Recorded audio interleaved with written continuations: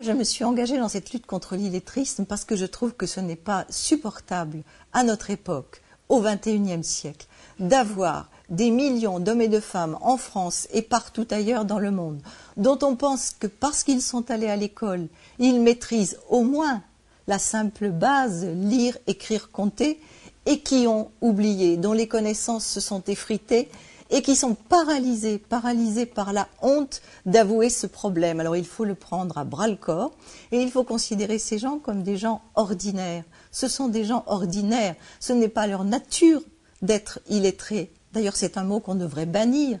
Ils sont dans une situation dont ils peuvent sortir. Et c'est à nous d'alerter tous ceux qui peuvent agir, et c'est à nous de nous engager pour faire en sorte que cette discrimination qu'ils s'infligent à eux-mêmes, eh bien, elle disparaisse, elle soit rayée de la carte.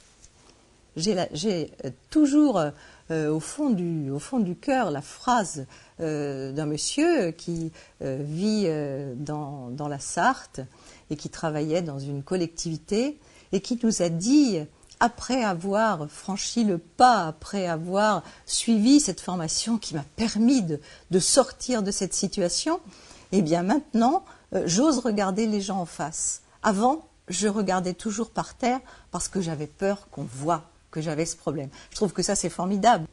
Chacun peut s'engager dans son cœur de métier, dans son cœur de responsabilité, et dans sa vie de tous les jours tout court, dans son cœur de métier, parce que quand on est un décideur, il ne faut pas ignorer ce problème, même s'il vous dérange, même si c'est un problème difficile à traiter.